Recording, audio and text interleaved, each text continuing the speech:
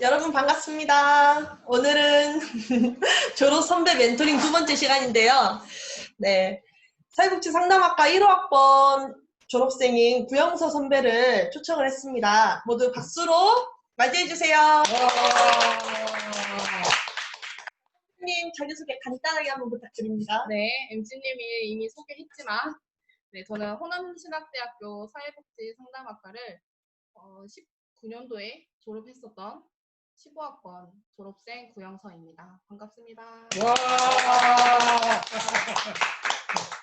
어디 대학원생인지를 이제 말씀해 주셔야겠죠? 네, 저는 지금 서울에 있는 숭실대학교 일반대학원 사회복지학과를 재학 중인 석사 과정에 있습니다. 숭실대 하면 빠질 수 없는 분이 계시는데 네, 네, 박예련 교수님과 이종익 교수님이 숭실대학교 석박사 다 나오시고 이종익 교수님은 학사까지 다 나오셨다고 들었는데 일단은 두 분 교수님 모셔서 한 말씀 부탁드립니다. 네, 여러분 반갑습니다. 저는 숭실대학교 석사는 1996학번입니다. 영서가 태어나고 1년 뒤에. 한 달 뒤에. 예, 그리고 박사는 제가 2020학번이거든요. 2000학번. 00학번. 00학번. 예, 그렇게 해서 하는데 저는 이제 석사 박사를 숭실대에서 했었고요.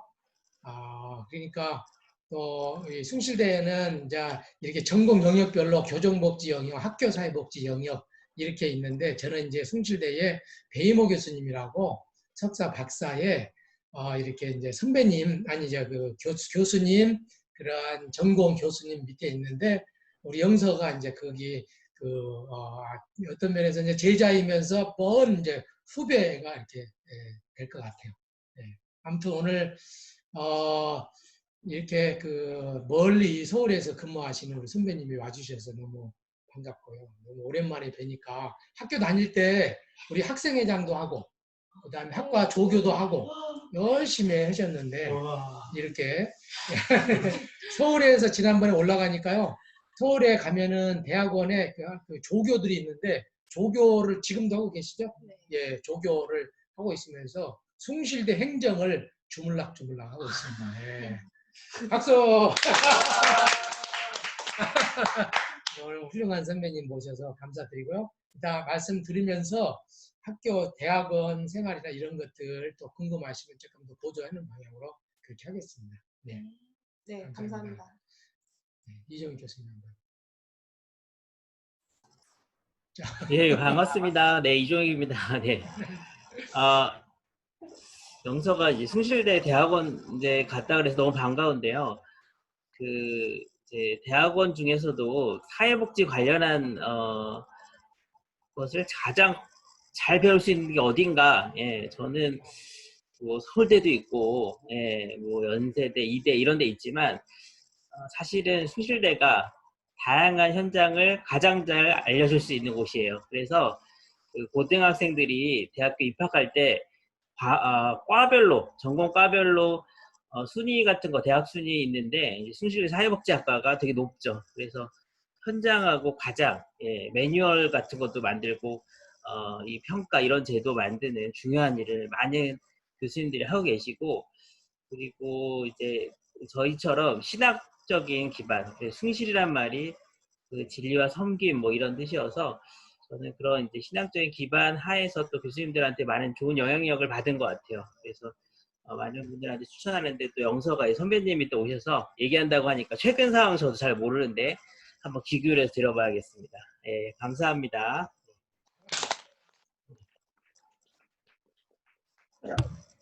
자, 그러면 저희 구영서 선배에 대해서 알아봐야 되는데 구영서 선배는 제가 기억하는 선배로는 최고의 인싸였어요.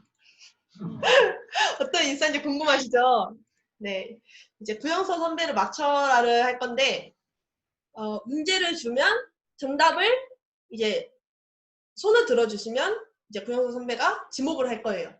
그리고 맞추시는 분에게는 GS 3,000원 기프티콘을 보내드릴 거예요. 아, 네. 많이 참여해주세요. 이제 첫 번째 문제로는 구영서 선배는 사회복지 상담학과 학생회를 총 몇 번 했을까요? 선생님 그 참가자. 갤러리로. 네. 총 몇 번 했는지, 네, 사회복지 상담학과 학생회를 총 몇 번 했는지에 대한 문제인데요.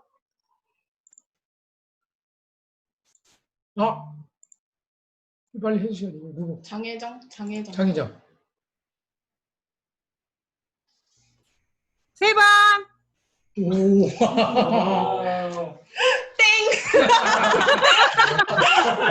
두 번. 다시 하면 안 되나? 안 되나? 자, 다시. 누구야? 나산지. 네. 여기 세재성. 세정이는 저를 알고 있으니까 안 그리고 됩니다. 해줘야지. 나선지님. 아, 저도 해줘요, 언니. 예, 좋아요. 네. 몇 번? 언니, 저 해줘요. 몇 번? 2번. 2번. 맞습니까? 네, 맞습니다.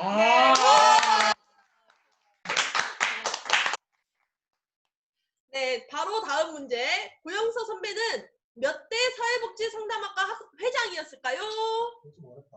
몇 대? 지금 세고 있어. 잠깐만.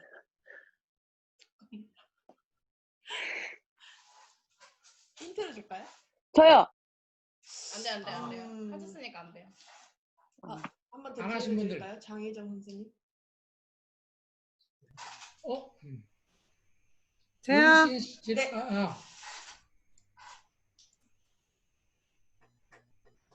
정답은? 과연? 정답 맞춰주세요. 자, 네? 네. 7? 10? 10? 네. 아, 땡 아니에요. 거의 맞아. 아깝다. 아니야? 네, 아니에요. 아닙니다. 아까웠어요. 어려우신가요? 혹시 맞추실 분? 찍어보세요, 여러분. 박정희 스님. 교수님.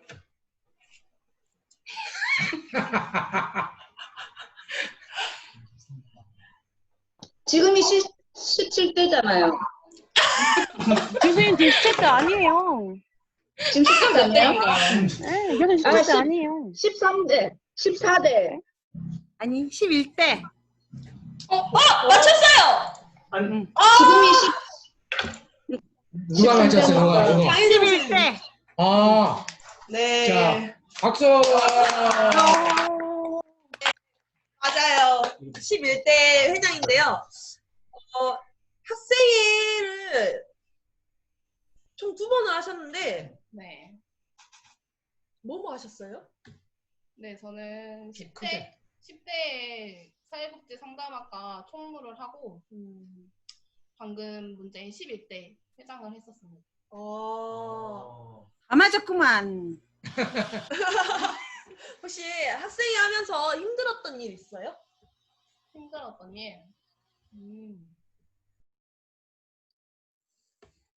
그래도 학생회라는 타이틀이 학생을 대표하는 자리다 보니까 뭔가 마음가짐 뭐 이런 부분들을 조금 잘 해야겠다라는 생각이 조금 힘들고 어려웠던 것 같아요.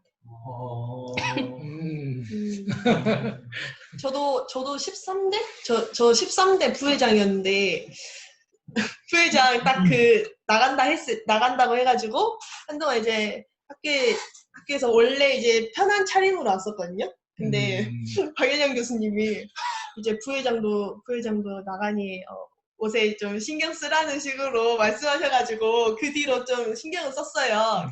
마음가짐이라니까 갑자기 생각났어요. 그렇죠. 그런 거 필요하죠. 네. 그러면 혹시 어려웠던 일이나 뭐 기억에 남는 에피소드도 있어요? 에피소드는 되게 많은데 가장 기억에 남았던 게 저는 총무회에서 회장으로 바로 넘어가는 총 2년을 연속으로 했었잖아요. 그래서 뭐 이런 정기총회나 행사들을 하게 되면은 총무였다가 그다음에 바로 회장으로 넘어가는 그런 자리가 있었어요. 그래서 그때 내가 처음이었으니까 총무에서 회장으로 넘어가는 게 첫 타자였으니까 이런 부분들이 되게 재밌고 저한테는 되게 기억에 남았죠.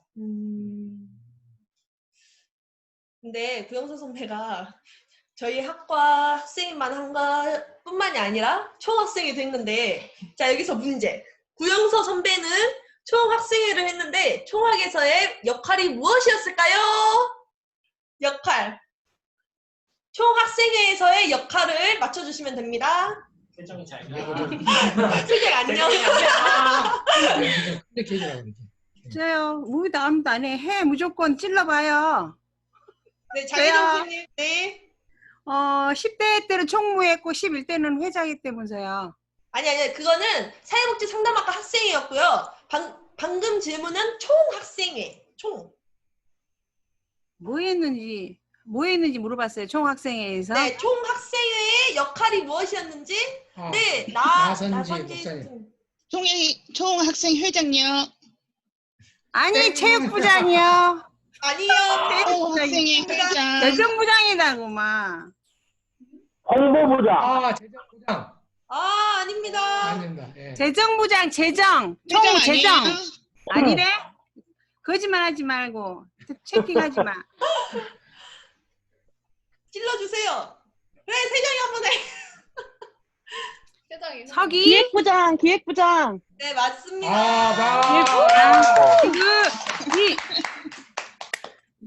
네, 맞아요. 박경원 교수님 거짓말하지 말기. 이거 찌라시. 찌라시. 기획부장의 역할에 대해서 간략하게 한번 소개해 주실 수 있으세요? 총학생회 기획부장은 뭐 학생회에서도 기획부장이 있죠. 그래서 기획부장은 뭐 학생회들이 주관하는 행사를 기획하는 한 사람이라고 간략하게 말씀드릴 수 있을 것 같습니다. 그러면 저희 학과 학생회가 힘들었어요? 아니면 총학생회가 힘들었어요? 그거는 뭐 다 다르지만 다 힘들고 재밌고 좀 뜻깊었던 것 같아요. 역시 인싸. 그러면 구영서 선배의 고향에 대해서 한번. 네. 바로 손이. 구영서 선배의 고향은? 네, 이은정 권사님. 하신요. 오. 하신.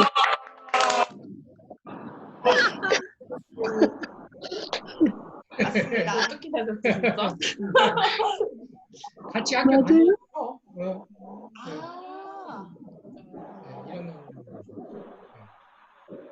자, 2개가 더 남았는데 이거는 그냥 말씀드릴게요.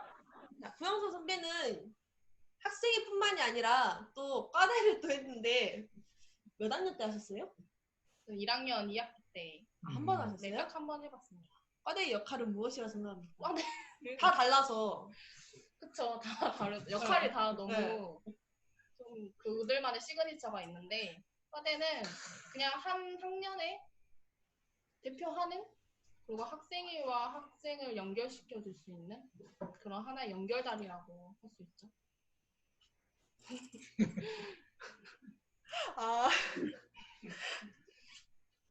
그렇습니다. 혹시 과대 하신 분 계시나요? 진짜예요? 뒤에 진짜요? 네. 저도 1학년 2학기 때요. 우리 총학생장님도 소개해 줘야지. 박경원 교수님 과대 하셨어요? 박경원 교수님? 하셨대요. 우와. 지금 말고 옛날에도 다 쳐주면 나도. 나도. 그리고 네, 사회복지 상담학과 조교를 한 적이 있는데 그때 어떤 업무를 하셨나요? 거의 이제 학과 조교는 다 비슷한 부류인데 이제 박일영 교수님의 이런 일들을 조금 도와드리고 학생회들의 행사들 조금씩 참여하고 제가 처음 거의 시작하는 단계였어서 많은 체계가 잡혀있지 않아서 막 많은 일은 하지 않았던 것 같아요. 거의 박일영 교수님. 그래도 박일영 교수님이 많이 서포트 해드렸죠. 맞아요. 저도 기억이 나요. 자, 이제 과장님 비서. 한마디요. 비서. 저도 왕년에 왕년에 해봤어요. 해봤어요. 어. 나선지 목사님. 네. 자, 이제 질문을 할 건데 혹시 그때그때 하고 싶은 질문은 또 네, 채팅에다가 올려주세요. 자, 저희가 준비한 질문을 이제 시작하겠습니다. 대학원에 진학하게 된 동기가 무엇인가요? 동기. 네. 저는 이제 대학원을 생각을 3학년, 대학교 3학년 때부터 생각을 하다가 이제 4학년이 되면은 이제 제 진로에 대해서 더 많이 고민하게 되는 시기가 돼요. 그래서 내가 취업을 할 건지, 대학원을 갈 건지, 아니면 다른 또 대학을 갈 건지에 대한 많은 연결들을 생각을 하는데, 제가 그때 취업을 하고 싶은데 내가 어떤 분야로 가야 될지라는 거에 대해서 확신이 없었어요. 그래서 대학원을 조금 더 알아보자 했는데 대학원에도 확신이 없다 보니까 어떻게 해야 될지라는 고민을 많이 했었죠. 지금 아마 4학년들도 많이 하고 있겠지만, 그래서 그냥 무작정 막 여기저기 다 찾아보고 그냥 서치를 다 많이 해보고 그냥 내가 정말 너무 하고 싶은 거를 생각해보자 라는 생각에 그냥 무작정 부딪혀 봤던 게 대학원이었던 것 같아요. 그래서 그냥 면접을 봤는데 붙어가지고 대학원을 가게 됐죠. 그럼 대학원을 정말 가고 싶었던 거예요? 그때 당시에 저는 대학원에 대한 꿈이 더 많이 컸던 것 같아요. 그러면 대학원 외에 다른 진로에 대해서 뭐 생각해봐가지고 본 적은 있어요? 있죠.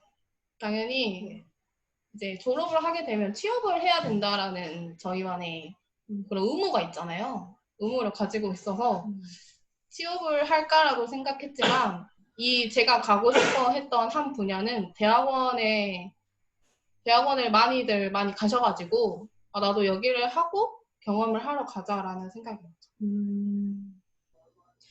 지금 채팅에 질문이 올라왔는데 그러면 대학원 입학 후 세부 전공은 어떤 과정을 통해서 결정했는지에 대해서 네.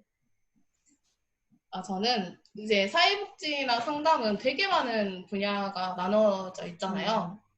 그래서 내가 가장 관심 있는 분야가 뭘까라는 생각을 항상 했었었는데 그래도 가장 많이 관심을 갖던 게 교정복지, 뭐 의료사회복지, 정신건강사회복지 이런 쪽이어서 지금은 현재 세부 전공은 교정복지로 하고 있습니다.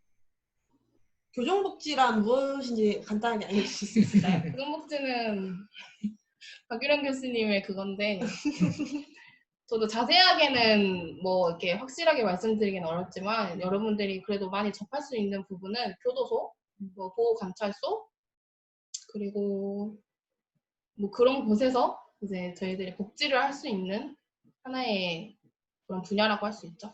네, 제가 이제 한국교정사회복지학회장이거든요. 네, 이제 일대가 이제 숭실대학교 배희모 교수님이 이제 일대 의장이시고 제가 지금 이제 2대를 지금 하고 있는데 교정복지라는 것이 이제 비행 청소년이라든지 내지는 성인들 중에서도 사회적인 부적응으로 뭔가 어떤 비행이나 범죄에 노출되고 또 그런 사람들이 일어나지 않도록 예방하고 그 다음에 또 다시금 비행 이후에 다시 사회적인 적응을 잘 도와줄 수 있도록 하는 분야가 교정복지인데요. 지금 제가 하고 있는 청소년 화해 놀이터나 이런 데도 실은 갈등이나 이런 것들이 굉장히 많다 보면은 잘못하면 이제 어떤 경찰서 가고 그러다가 또 교도소까지 가게 되고 막 이렇게 되는데 그래서 비행 청소년 부분들이라든지 뭐 이런 부분들이 크게 보면은 교정복지의 한 부분들이다. 그리고 예방적인 차원에서는 이종익 교수님이 하고 있는 학교사회복지나 이런 부분들도 크게 본다고 그러면 저희가 이제 교정복지 측면에서는 한 분야라고 저는 생각을 하고 있습니다. 그러면 대학원 입시 준비에 대해서 이제 궁금한 점이 많은데 대학원 입시 준비는 어떻게 하셨어요?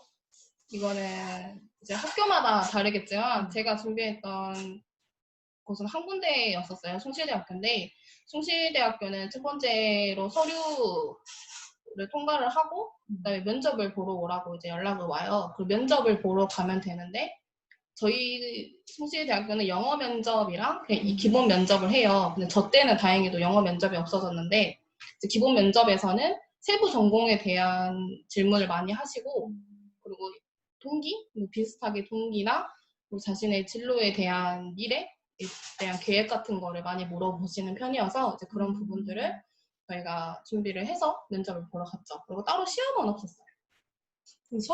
서류를 냈는데 서류는 학부에 대한 그 성적도 보나요? 그렇죠. 성적 증명서도 보고요. 기본 자기소개서? 네, 그렇죠. 자기소개서도 냈고 자기소개서는 학교 가서 적었어요. 아. 당일에. 네.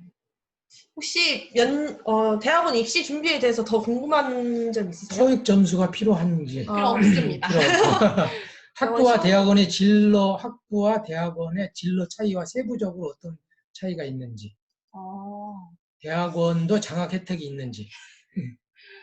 첫 번째 질문, 진로 차이와 세부적으로 어떤 차이가 있는지는 사실 학부는 여러 분야를 경험할 수 있는 하나의 커리큘럼이잖아요. 뭐 아동, 장애인, 노인 여러 분야를 접할 수 있는 부분인데 대학원에 가서 접할 수 있지만 대학원은 세부 전공으로 들어가기 때문에 좀 그런 부분들이 차이가 있지 않나. 학부가 더 많은 경험을 할 수 있죠. 그리고 대학원 장학 혜택은 숭실대학교는 그래도 꽤 많다고 생각해요. 저는 학비 감면을 받으면서 조교하면서 조교가 학비 감면을 받을 수 있는 하나의 그거거든요. 그래서 그거를 받으면서 또 일반 장학금, 과에서 주는 일반 장학금을 받으면서 저는 거의 3, 4만 원만 내면서 대학원 다니고 있습니다. 박수.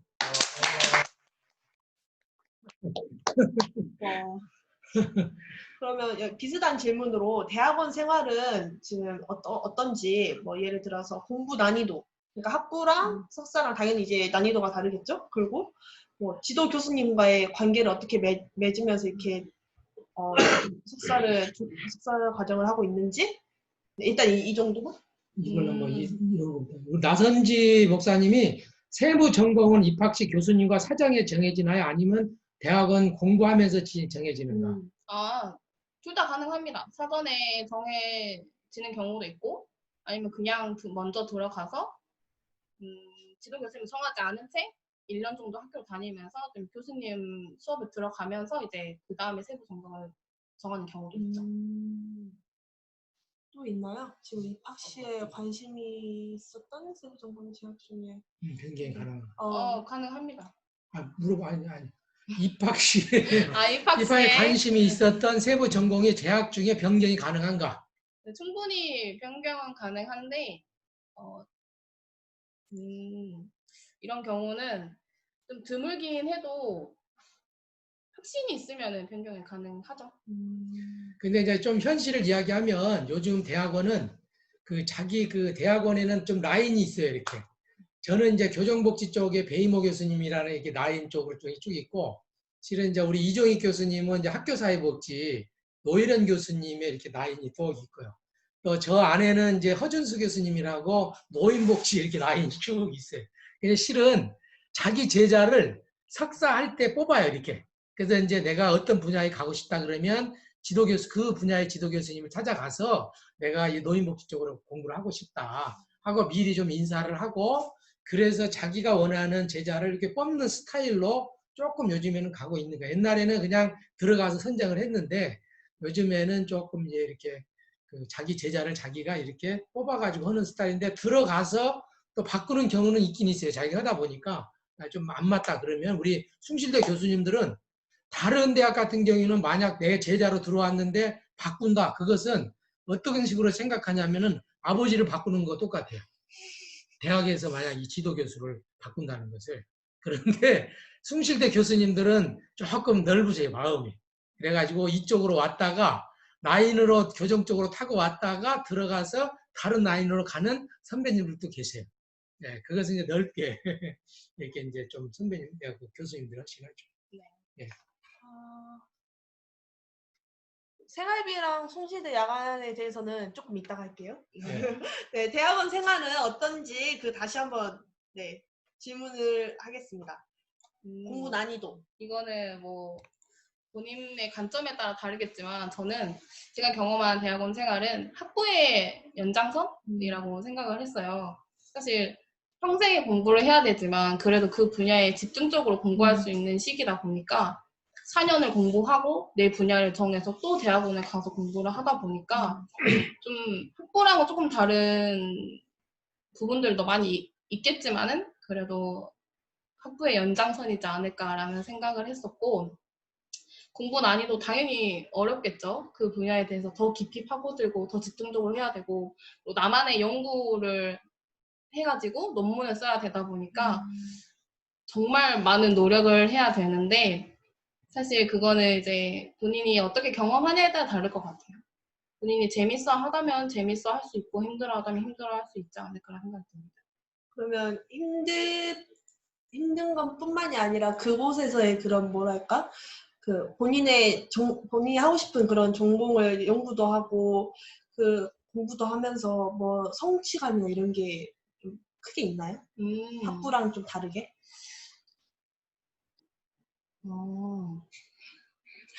성취감? 네. 좀 뭐랄까 내가 이런 걸 한다. 내가 이런 걸 저는 제 스스로가 되게 많이 부족하다고 생각을 많이 하기 때문에 성취감을 느끼기에는 아직 제가 멀었지 않나라는 생각이 듭니다. 졸업반 아니세요? 그러면 계속 이제 지도 교수님과 계속 뭐 졸업까지 같이 쭉 가는 거죠? 네, 그렇죠. 그러면 그렇게 관계를 어떻게 잘 맺어갈 수 있는 그런 비법이나 어떻게 하고 있는지, 어떻게 해야 되는지. 사실 한국 사회가 그렇잖아요. 본인의 일을 많이 도와주는 분들에게 더 많이 관심을 가져가고 그러다 보니까 저희 교수님도 조금 연세가 있으셔서 뭐 이런 컴퓨터 작업 같은 걸 어려워하시는데 이제 그런 부분들을 많이 도와드리고 막 이러면은 그래도 교수님과의 관계는 되게 좋지 않나라는 저만의 생각을 하고 있습니다. 구영서 선배만의 그 비법인가요? 네. 정기적인 모임. 맞아. 저희가 지금은 코로나 때문에 많은 모임을 하지는 못하지만 저희 연구실은 일주일에 한 번씩 연구 모임을 하고요. 그리고 이제 교수님의 제자분들이 모이셔서 이제 논문에 대해서 많이 이제 서로 피드백 해주고 이런 부분들을 하고, 그리고 여름 워크숍, 겨울에도 아마 연말 연초 다 모여서 같이 이렇게 친목 모임 같은 걸 하고 있습니다. 그러면 지도 교수님 한 분당 그 아래 제자 라인 몇 명 정도 있어요? 저희 교수님의 단톡방에는 40명 정도 있고요. 뭐 졸업하신 분들도 이제 포함이 돼 있는 경우입니다. 다른 교수님들은 잘 모르겠는데 저희 교수님은 40명 정도 있는 걸로 알고 있습니다. 그러면 지금 대학원 생활하면서 학비 감면을 위해 조교 활동을 하고 계신다는데, 조교 활동을 하면서 어느 정도 학비 감면을 하고 있는지, 뭐 조교 활동은 무엇을 하고 있는지, 조교 활동이 무엇인지 그거에 대해서 알려줄 수 있으세요? 이거는 숭실대만의 하나의 그런 절차? 뭐 이런 건데요. 숭실대학교는 이제 행정 조교가 되게 많이 있어요. 뭐 학부 아니면 대학원 이런 기관들에 많은 조교들을 두고 이제 근로생보다는 조교를 두고 많이들 하시는데 이제 그게 대학원생들을 한해서 뽑는 거거든요. 그래서 주에 14시간씩 해서 6개월 동안 364시간을 해서 저희가 학비가 거의 470 정도 되는데 364만 원을 이제 그만큼 일을 하면서 학비 감면을 받는 거죠. 그러면 경쟁률은 없어요?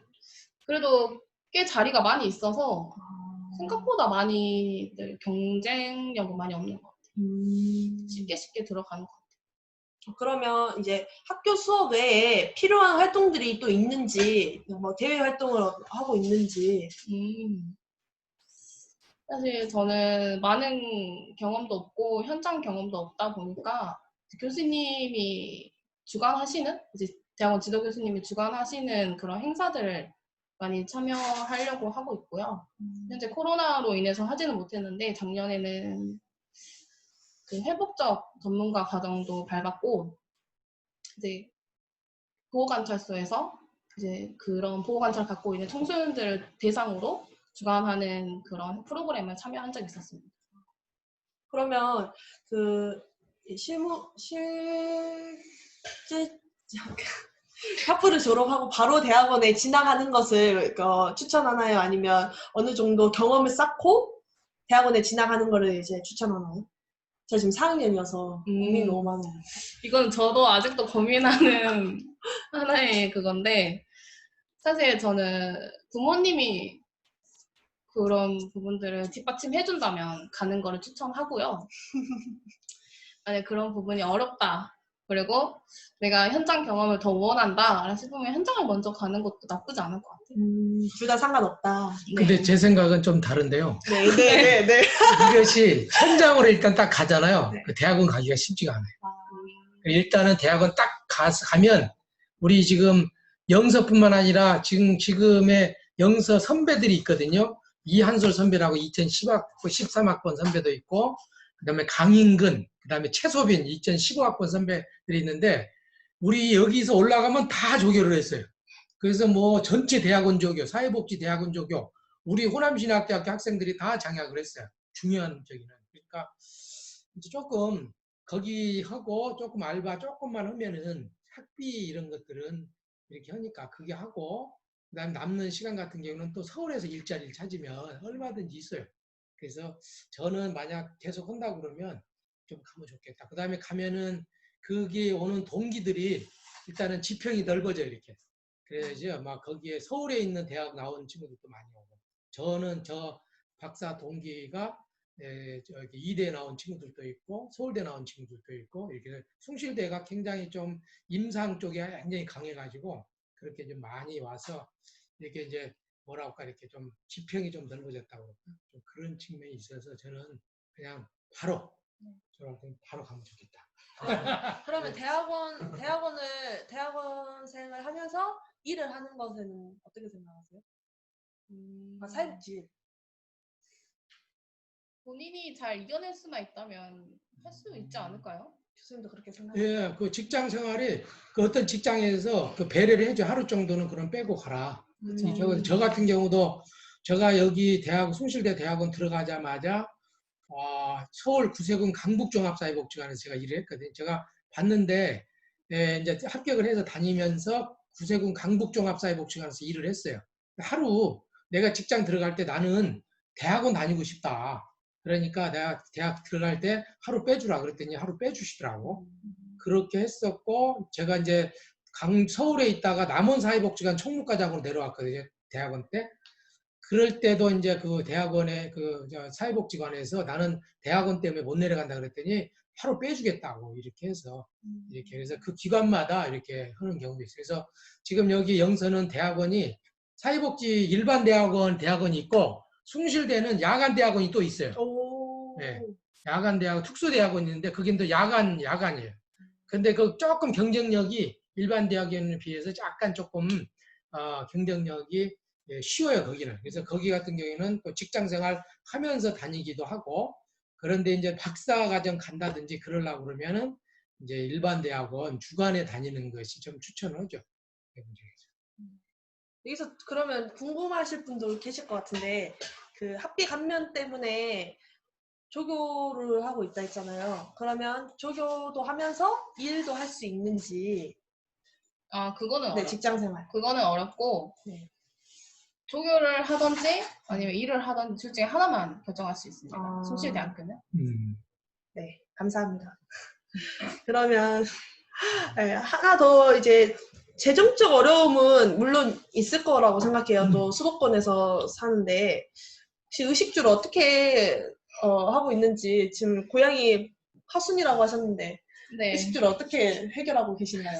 저는 너무 감사하게도 그 전라남도랑 광주광역시에 부모님의 주민등록이 되어 있는 분들의 자녀들이 서울로 학교로 가게 되면 살 수 있는 남도 학속이라는 기숙사가 있어요. 맞아.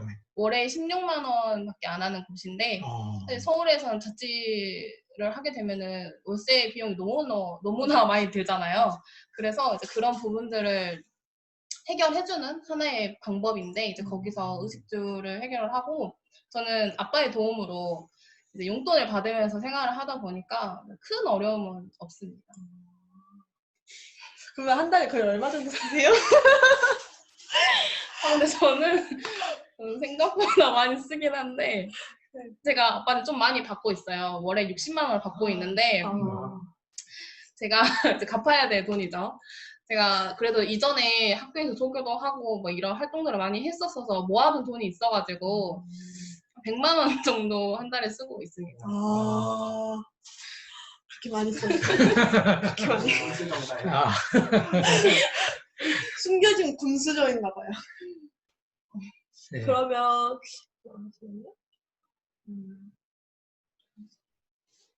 대학원 지나고 후회한 적이 있으신가요? 교수님 옆이라서 좀 말씀드리긴 어렵지만 그래도 있군요. 사실 어떤 선택을 하든 간에 사람이 후회는 없진 않잖아요. 항상 후회하면서도 그 상황을 즐기면서 이겨내는 게 저희의 몫이지 않을까 라는 생각을 하면서 사실 후회는 하지만 그래도 내가 선택한 거니까 열심히 하려고 합니다. 아까 4시쯤에 오셔가지고 제가 저 대학원 갈까요? 물어봤는데 오늘 가. 저 후회하라고요? 네, 서울에서 이건 제 개인적인 질문이었어요. 그래서 이제 써놨는데 언니가 신앙생활을 하고 있는 걸 알고 있기 때문에 제가 이제 궁금해서 서울에서의 이제 신앙생활을 어디서 했는지. 네. 저는 처음에 아까 교수님이 말씀하셨던 것처럼 선배가 먼저 가 있었어요. 그래서 그 선배를 통해서 선배가 다니는 교회에 등록을 하고 다니고 있는 상태죠. 근데 지금 코로나 때문에 온라인으로 드리고 있지만 작년에는 그래도 꽤 많이 활동할 수 있었던 것 같아요. 어떤 선배? 이한솔이라고. 항상. 네. 갑자기 궁금해지는데 그 코로나 때문에 1학기 때 대학원 수업은 어떻게 진행됐는지. 다 똑같죠. 다 모든 대학이 온라인 이 줌으로 했었고 대학원은 그래도 인원이 적다 보니까 어쩔 수 없는 상황에서는 대면으로도 많이 했었죠. 논문 이런 지도 받을 때도 다 줌으로 하는 교수님들도 계셨고 대면으로 하는 교수님도 계셨는데 저희 교수님은 지금 현재 줌으로 하려고 계획 중에 있습니다. 저도 대학원 진로가 궁금해요. 자, 보니까 논문에 대해서 궁금합니다. 논문은 마지막 학기 때 쓰나요? 이렇게 했는데 시간과 비용. 네. 논문에 대한 거죠? 네. 논문은 본인이 입학 전에 본인만의 주제를 정할 수도 있고요. 아니면 들어가서 이런저런 경험하면서 내가 이런 연구 주제로 연구를 해보고 싶다라고 생각을 하면 뭐 1학기 때부터 쓸 수도 있고 2학기 때부터 쓸 수도 있고 마지막 학기 때도 쓸 수 있기 때문에 언제든 가능합니다. 뭐 언제라고는 말하기는 어렵죠. 얼마나 이렇게 쓰는데 대부분 대략 최소 그래도 5개월? 6개월은 잡고 해야지 않나. 이렇게 논문을 쓰는 과정이 쉽지는 않잖아요. 여러분들도 배운 분들도 계속 안 배운 분들도 계시겠지만 조사론이 논문의 하나의 그런 방법들을 알려주고 있잖아요. 그런 조사론을 통해서 그런 과정을 밟다 보니까 쉽지 않은 과정이어서 최소 5개월, 6개월은 잡아야 되지 않나 싶습니다. 그게 원래는 이제 숭실대가 이제 4학기거든요. 그 4학기 중에서 마지막 학기가 이제 논문 학기인데 4학기 때 논문을 딱 써갖고 졸업한 사람도 있고 논문을 못 써가지고 2년 다닐 것을 3년 다닌 사람도 있고 4년 다닌 사람도 있고 5년, 6년 다닌 사람도 있어요. 논문을. 그러니까 이제 논문을 빨리 쓰려고 하는 사람들은 교수님 열심히 쫓아다니면서 교수님 일도 좀 도와주고 그러면 교수님이 빨리 지도를 해주세요. 그래서 저도 우리 배모 교수님 연구실에 맨날 붙어서 살았어요. 그래갖고 저 선배보다 제가 먼저 썼습니다. 예. 열심히 가서 그때의 아시아 청소년 교정연구원이라고 연구원을 만들었는데 거기에서 연구원에 만들 때도 같이 이렇게 하고 지금의 한국평화교육원의 이계영 선생님이라고 지금 우리나라의 회복적 정의에 아주 굉장히 열심히 하신 분이 그 연구소에 같이 나왔던 분이거든요. 미국에서 공부하신 분이 실습을 연구소에 왔는데 그때 같이 열심히 한 20년 전에 같이 열심히 했던 저도 경험이 나온 것 같아요. 그래서 논문은 아까 저 영서 선배가 이야기했던 것처럼 미리미리 주제를 정하고 그거에 대해서 부지런히 하고 하면 자기가 열심히 준비하면 4학기 만에 바로 쓸 수도 있고 조금 그 다음 학기에 이렇게 한 준비해서 쓰기도 있고 자기 허기에 나름이지 않는가 그런 생각도 좀 들어요. 그러면 학부와 대학원 동일 전공이어야 하나요? 아니요.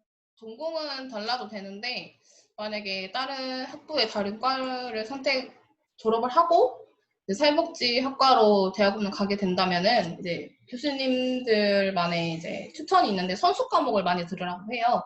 저희가 이제 학부 때 들었던 수업들을 대학원 때 똑같이 들을 수는 없으니까 이제 다른 학부 출신과 다르게 이제 그 수업들을 대학원 때도 들으라고 하는 거죠. 그러니까 조금 더 많은 시간을 투자를 해야 되죠. 그러면 네. 뭐 논문 작성 요령이나 뭐 그런 거 있나요? 논문 작성 요령. 네? 저도 지금 논문 작성 중에 있어서 요령은 조사론을 열심히 들으시면 됩니다. 박경영 교수님 수업을 열심히 들어야 돼요. 맞아요. 박경영 교수님 제가 그 수업을 들었을 때는 진짜 이해가 안 됐었어요. 어떻게 이거를 공부를 하고 이거를 시험을 보나라는 생각을 정말 크게 하고 있었는데 진짜 논문을 쓰면서 아 이게 이렇게 쉬웠구나라는 생각이 크게 들더라고요. 그래서 교수님이 그때 청강을 했을 때 청강을 했어야 됐는데 박경영 교수님 안 계시네요.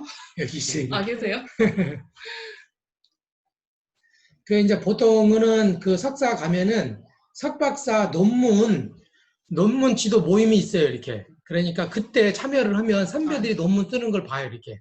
그러면 논문 주제라든지 이런 것들을 어떻게 쓰는지 이렇게 보고, 그 다음에 대학원은 석사, 박사 논문 발표를 해요, 선배들이. 그러면 그때 좀 참여를 해가지고, 선배들이 어떤 식으로 논문을 쓰는지 이렇게 보면서 논문을 준비를 해가면 됩니다. 그래서 석사부터는 이렇게 하나의 그런 이게 그 자기의 그 바운드리가 있어요. 내가 어떤 지도 교수님 밑에 이렇게 자기의 바운드가 있는데 그 안에서 열심히 활동을 하고 배우면은 논문 쓰시는 데는 좀 어려움이 없죠.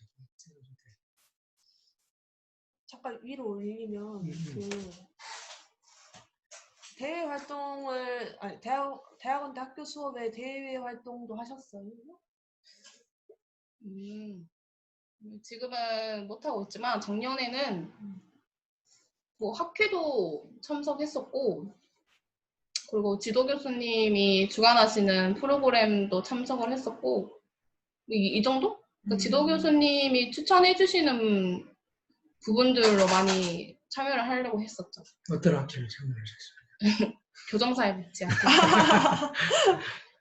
졸업 후 진로에 대해서의 여기도 지금 질문이 준비되어 있는데 취업에 대한 대학원의 이점을 혹시 말씀해 주시겠어요? 그 분야에 대해서 조금 더 알고 있다는 점? 저는 이거라고 생각을 하거든요.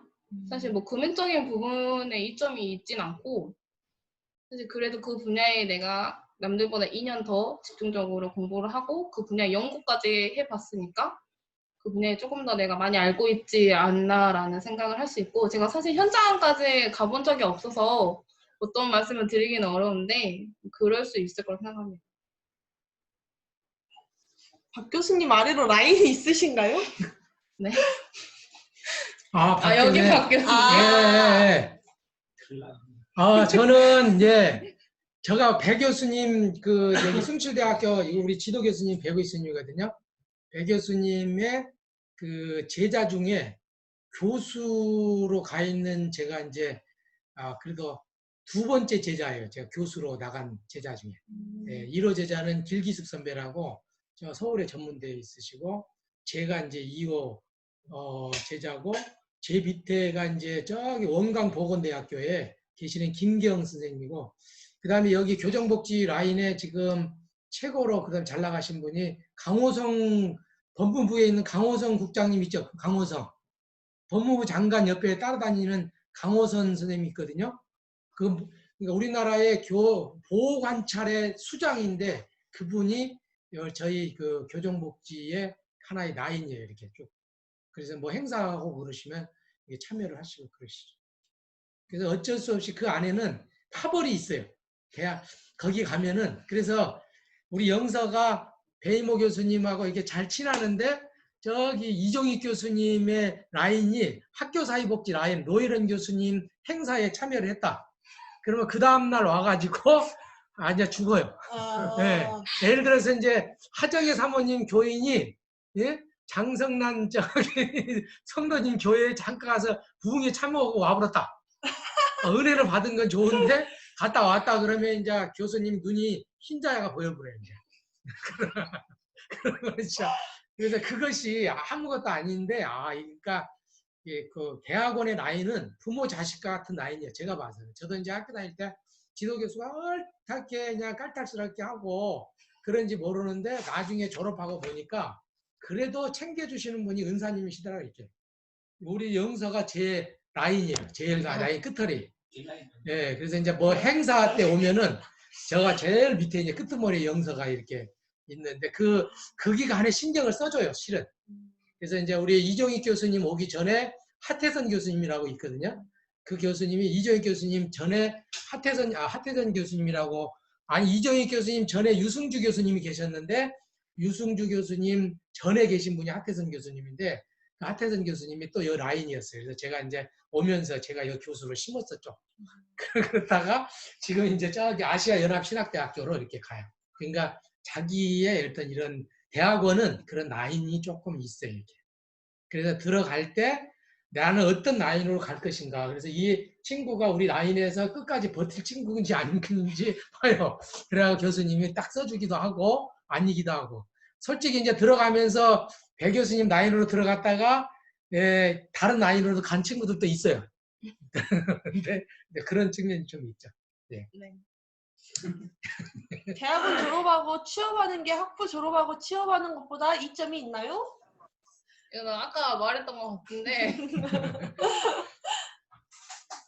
제가 아직 현장을 가지 않아서 뭐 말씀을 드리기는 어렵지만 그냥 그 분야에 조금 더 공부를 했다는 자신감? 뭐 이런 게 있지 않을까 생각합니다. 그러면 이제 선배가 좀 한솔이 선배 어디 갔는지 이야기 좀. 아까 그 이한솔이라는 선배는 현재 숭실대학교를 석사 수료를 하고 그 서울에 있는 교육청에 교육복지센터에 있는 사회복지사로 지금 복직 쪽에 있습니다. 그러면 이제 지금 이제 2학년이죠. 2학년이고 논문 남았다고 하는데 네. 곧 졸업이잖아요. 그러면 졸업 후 진로 꿈이 어떻게 생각하세요?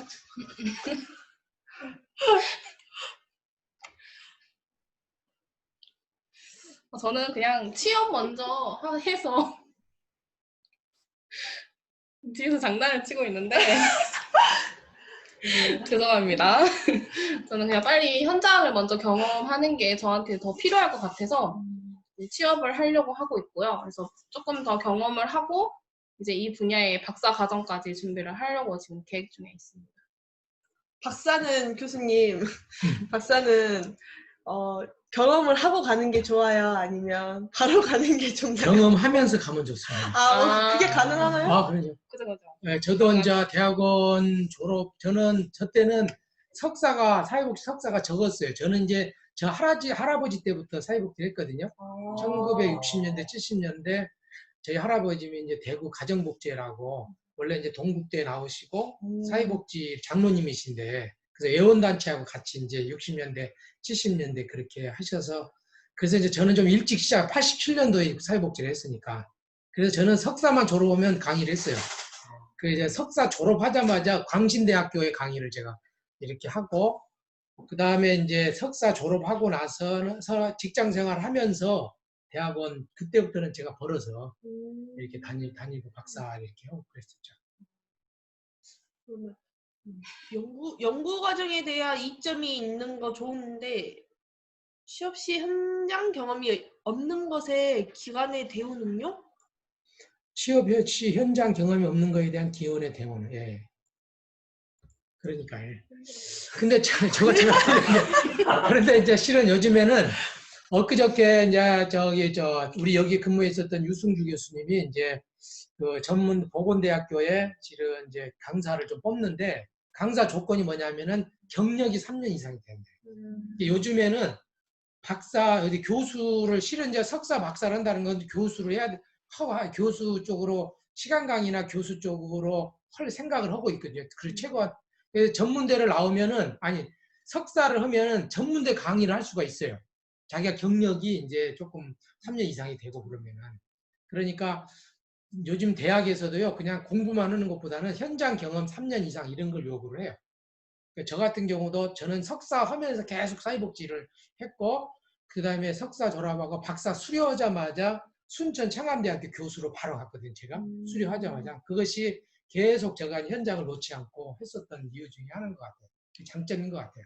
이제 조교도 나중에 이제 좋은 경험이에요. 이게 예를 들어서 이제 국립대 조교는요 어디 교수로 채용되잖아요. 국립대 조교는 거기가 쳐줘요. 그걸 경력을 쳐줘요. 그 정도로 이 조교는.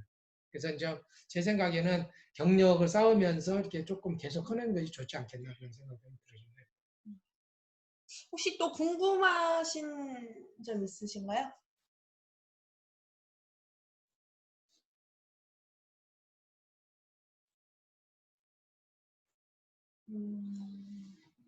일단은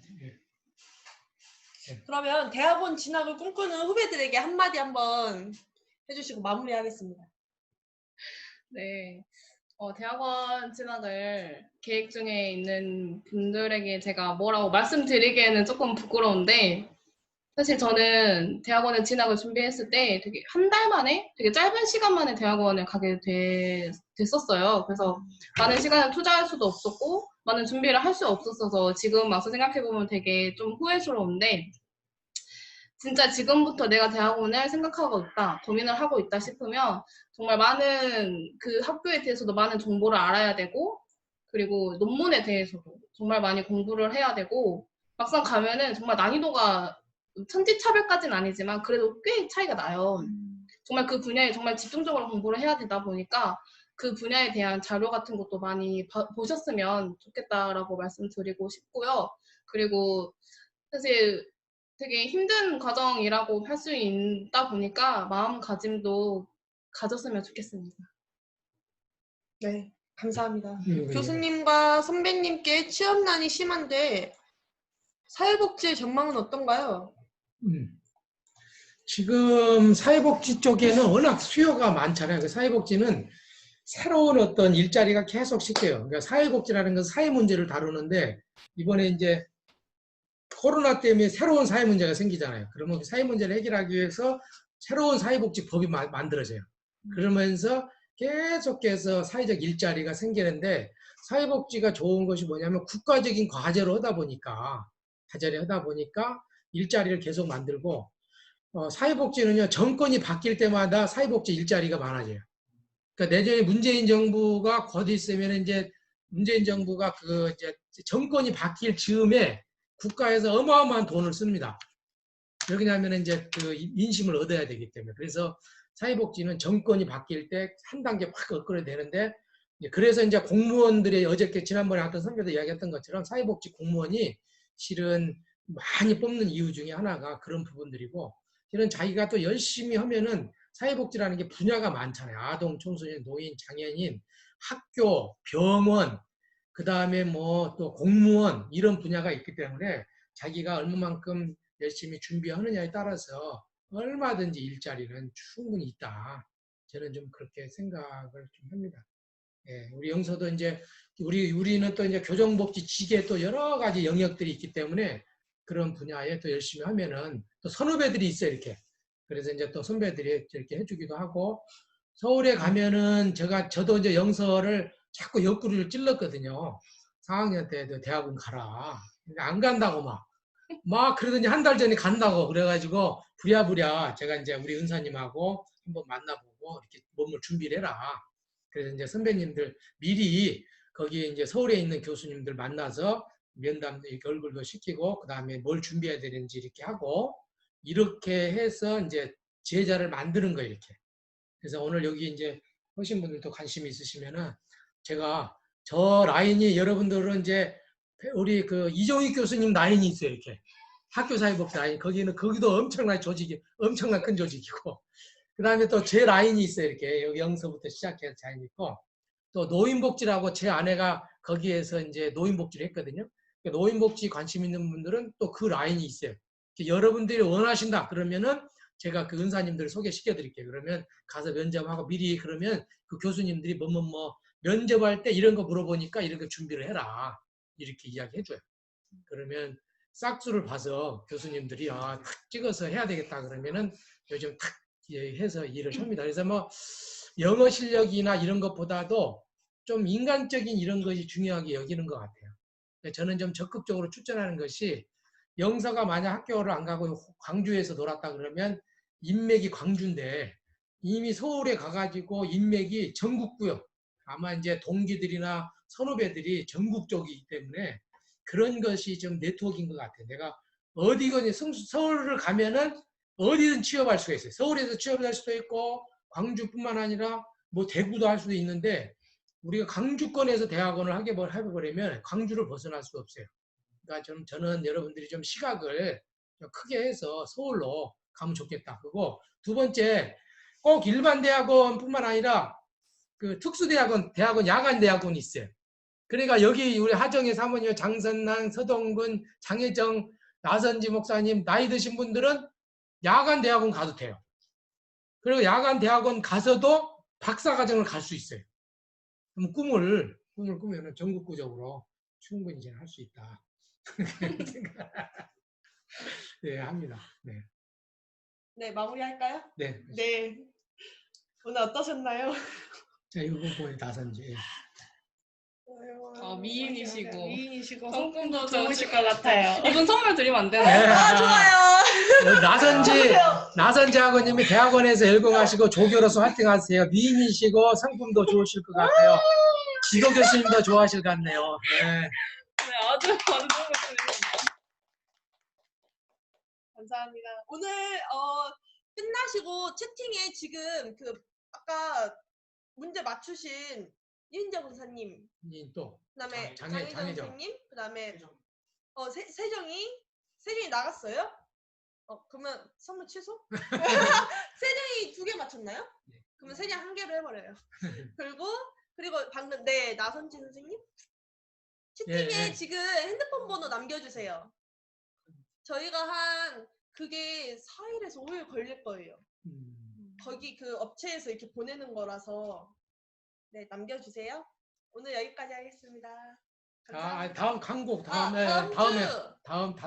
주가 아니고 다음 주 노인이에요. 다음 주가 아니고 다음 주 아니야? 아니 다음 주. 아, 다음 주 벌써? 노인이고 다다음 주가 아동. 예. 다음 주 저희가 다시 노인복지 다시 공지를 할 건데 다음 주 노인복지 있습니다. 화요일 날. 화요일이요? 월요일인가요? MC님.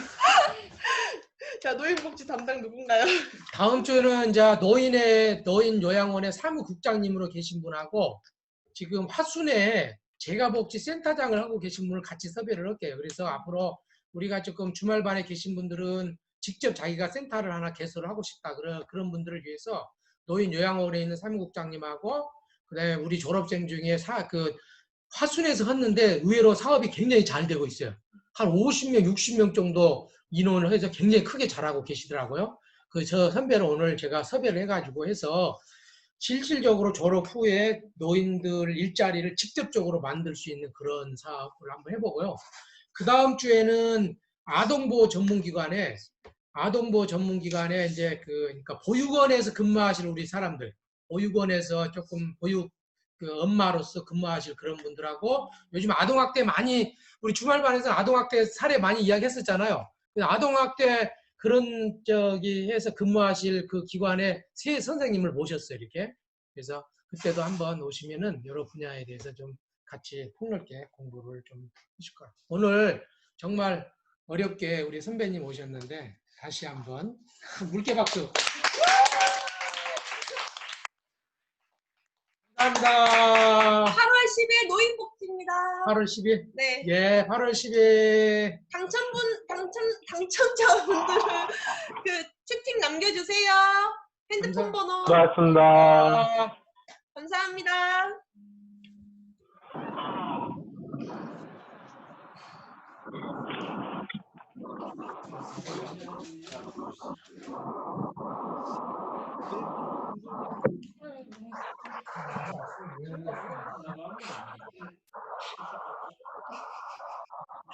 척척 봤어. 잘 가세요. 빠이.